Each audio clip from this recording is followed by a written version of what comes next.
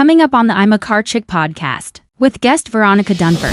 Absolutely the biggest conference WIA has seen in 12 years, and probably one of the most talked about conferences of our industry. Yeah. Getting 500 to 600 women in one room, and men, is just unheard of. What are you most excited for? What are you most excited for? Oh, I'm a big sucker for that pajama party.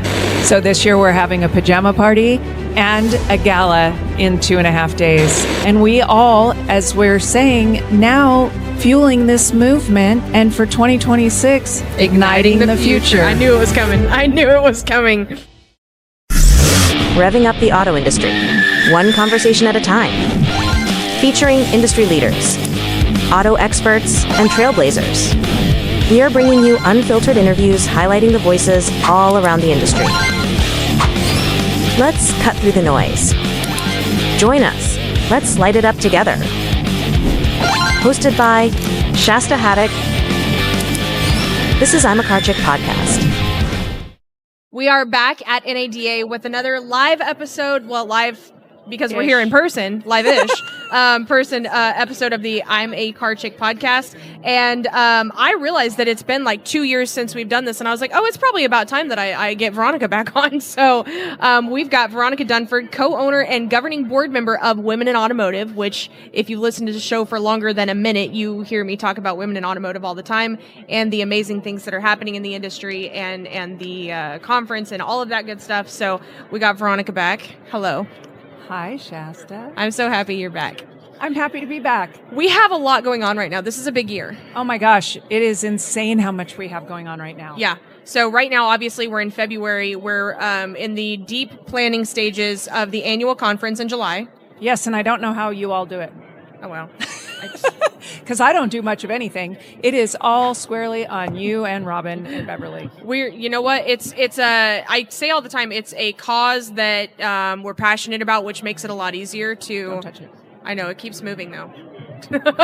I broke the mic again. They're going to yell at me. But it's a cause that we're passionate about. It's something that we see the magic in. You know, it's. I've talked a lot on the show about it, but what happened in Nashville in August was incredible, unheard of with automotive conferences. I mean, the friendships that were built, the communities that were built, the love and empowerment and just mentorship that was just spawned from that event was, I mean, of all of the conferences I've ever been to, that was it. That was the one. And so now not only did we have that, we've got to rebuild it for next year. Oh, absolutely.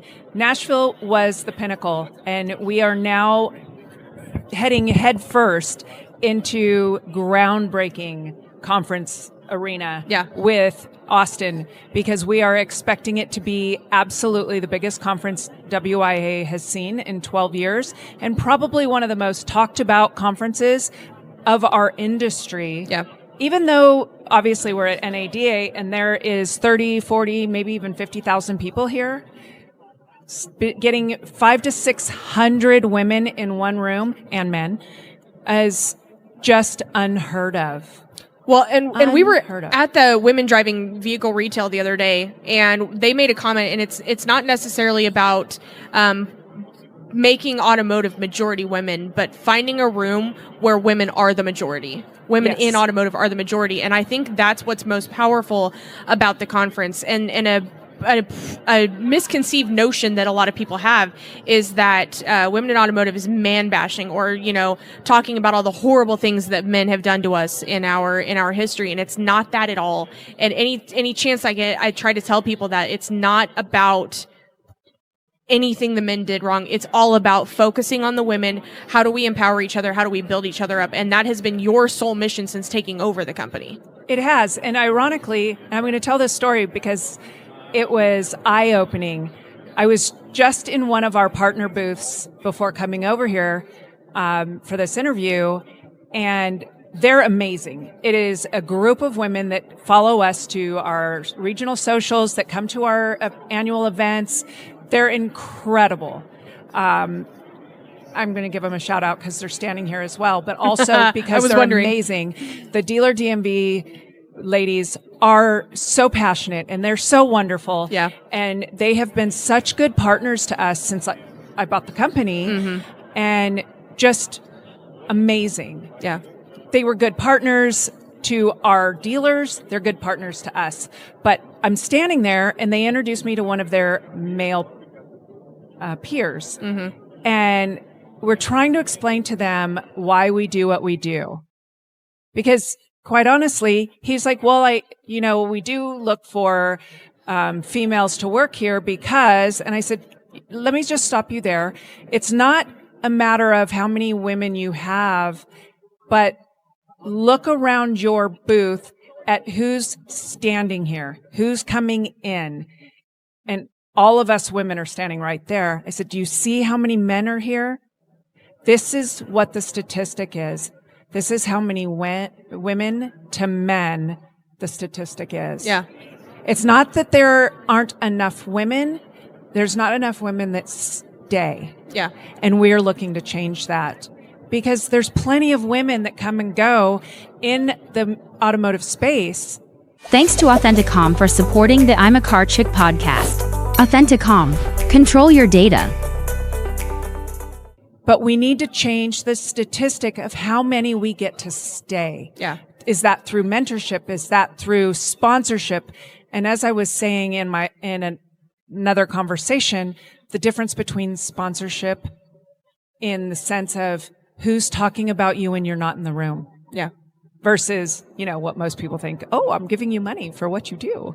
No, it's who's sponsoring you when you're not in the room, who's talking about you, who's promoting you, who's helping you climb the ladder and talking about your strengths when you're not there.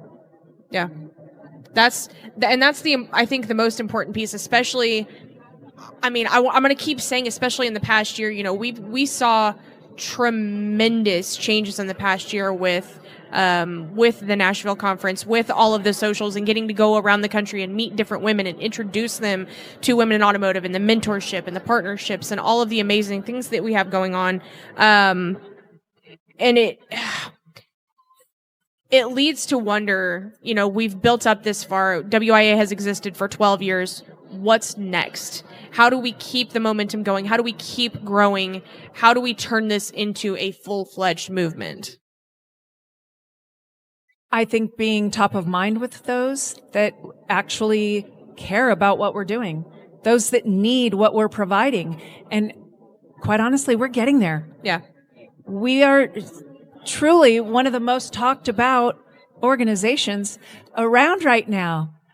And it's because of those people with so much influence that love what we're doing or those that need what we're doing. Yeah. We have what people need. We recognize what people need. Those of us that had to start at the bottom that didn't have women like us to help them. We had men that wanted to help us. Yeah. Absolutely. I wouldn't be where I am today without the men that helped me, that mentored me, that opened doors for me, and I don't mean in the gentlemanly way. I mean in I believe in you. The sponsorship way. In the sponsorship way. Yeah. And we need more people to do that, but we need more women to do that as well. We need women to not get to the top and be bitter that they had to claw their way there on their own. And we see a lot of that, unfortunately. We see a lot of them that, especially, the generations from the 90s and the 80s where they had to endure all that disrespect just to get an ounce of what you maybe call respect, and it really wasn't. It was just not disdain, and and unfortunately, some of today's women have had to pay for it because they're not willing to be mentors. They have the mindset of I did all this work to be here. I had to get all this disrespect to be here, and you're going to have to go through the same thing I did. And that's not necessarily the right way to think. And it's tough when you've been so hurt by the industry that you love and have given so much to. But I think that's the number one message. And I remember being at the I'm going to get rid of this because I'm not even using it. But I remember being at the New Orleans social last month and talking to some women there who worked in the office at their dealership. And they're like, I didn't know anything like this existed. And I can see myself being a part of this so much. And this is something that I need. And it's like, how do we how do we get in front of more of these, these people in the office and these people on the sales team and these people these women who are service advisors or service techs? Like, how do we find these people? And it's just got to be like, we just keep spreading the word. And until you're sick of hearing about it, and every woman you see in the automotive industry, you ask them, oh, hey, are you a part of Women in Automotive?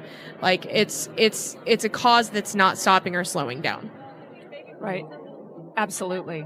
And for us, it's, yes, recruiting those women, but also recruiting the men to stand side by side with us. Yeah. When we bought the company 4 years ago, it was men did not feel comfortable coming. And women didn't really know what they wanted, because it was, did I need to choose between this organization or that organization? Did I want it to just be for women because that's what I was comfortable with? Well, if you only want women in the organization, we're perpetuating the problem. Right. Because it's now a boys' club and a girls' club. That's not what we want. No. If we don't have men join our organization and join our cause, then we're never going to change the narrative of a boys' club, and we're going to be stuck where we are forever. Well, and there's a place of vulnerability and comfort that women can share with other women, and be open and feel. And I hate to use this word, but to feel safe being vulnerable. And so it's not always about like they can come to an event like this and share or learn or, find mentors. It's not that. It's not anything against larger events that are co-ed, for lack of a better term. It's just being in the place where you can have that peace and comfort to learn in a different way, to absorb things differently, and to share your story and maybe find a mentor and, someone who has similar experiences to you. This special NADA 2026 episode is sponsored by Authenticom. Authenticom. Connect once, we handle the rest. And again, it goes back to it's not anti-men anything. We love men. We're married to men. We have men on the board. We couldn't do it. I mean, we have someone standing right behind the camera right here, Michael Smith, who's the CTO for Women in Automotive, and he's an integral part of our board that we could not do without him. And so this has nothing to do with being anti-man or not wanting men involved. We have to have the men involved. And that's something you have always been a huge champion for. Absolutely. I mean, quite the opposite. We are 50-50 male-female board, and we are board-led and board-operated, but we are also 100% volunteer. Yeah. I mean, take you, for example. Every one of our board members have their own jobs. I swear you're superhuman. I don't even think you sleep. And we all do the job to support this mission in this conference. And yet everyone that's on our operating board gives so much of themselves just to make sure that all of our members get such an amazing conference, such an amazing experience, that the phone gets answered usually. Right. The emails usually get answered. We're better about that now. We're so much better. We've changed our technology, thank God, thanks to Michael, so that we stop losing our emails. Yeah. And it's a daily struggle to keep up with the demand of what we all need. Yeah. But we are pivoting. We are in a technology industry, and we are in a great industry that we all love, doing what we love for a mission that we love. And we all, as we're saying now, fueling this movement. Mm-hmm. And for 2026, igniting the future. I knew it was coming. And speaking of igniting the future, we're like I said, we're in preparations for the conference in July. Looking ahead to this specific conference in July in Austin, what are you most excited for? Oh, what are you most excited for? Oh, I'm a big sucker for that pajama party. Yes. So this year we're having a pajama party and a gala in 2.5 days. I just love the idea of dressing up and dressing down. Yes. Like, have a night where you get dressed to the nines, you're pretty, you've got your best dress on, and then the next night you don't have to even put makeup on. You can just throw your hair up in a bun, put on some pajamas. We're getting the pajamas sponsored, they're provided. Yes. And maybe we're going to have a movie night and some popcorn and just have a sleepover, essentially. Essentially. Yeah. But I think, honestly, although those are two really great events we're going to have at our conference, the one thing that I am most proud of is finally getting everyone together in one room. We will have WOCAN on our stage, having its fireside chat, and really discussing the fact that people do not have to choose between our organizations. We are all working for the same mission in our automotive industry, and we are all friends. Yeah. So it's something I've been working really hard for since the day I bought the company. And I am just... It's been a long time coming. I'm unbelievably proud that we have finally made it a reality. It's just been a timing thing for so long, and I'm just so super excited. Yeah. Ashley taking over as president has been amazing, just watching WOCAN grow and all the things that they're doing. And Ashley is just honestly one of the greatest women out there, greatest people out there. She is a champion, and it will be amazing to get to do this. So I'm really excited for that too. Well, they all are. I mean, Carrie is an amazing human. She was one of our original founders and founding board members, and just the utmost respect and cheering her on from the sidelines from the very beginning in everything she did, whether it was as a board member of WIA, starting her own thing with WOCAN, and now possibly bringing her to our stage. We're really trying to pivot and work that out. It just depends on her schedule. But the fact that we just have everyone together is just an amazing feat. Yeah. And I am just so proud of that. Yeah. It's been a lot of work, and it's going to pay off. Luckily enough, I actually get to interview Ashley later today, so I know that I'm excited to talk to her about it too, and I know that her outlook on it has been about the same. If anyone is on the fence about attending the conference, the Women in Automotive Conference in July, what would you want to tell her, friend to friend? I would say give it a shot. Jump in with both feet. You have nothing to lose. Nope. Absolutely nothing. But if you're here and you're seeing this, we have an NADA special going on right now that ends on Monday.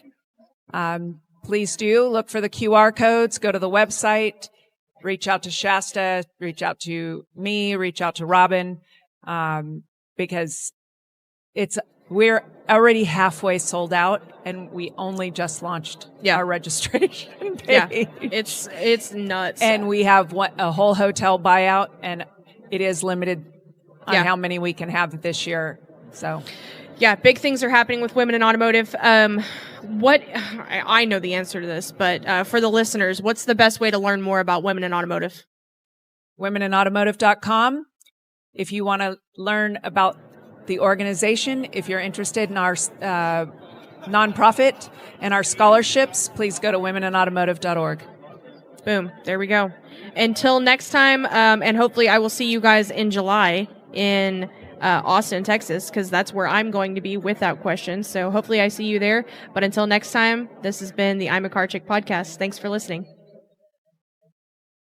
My crew's not paying attention. It's fine. Oh, there's Bev. He was.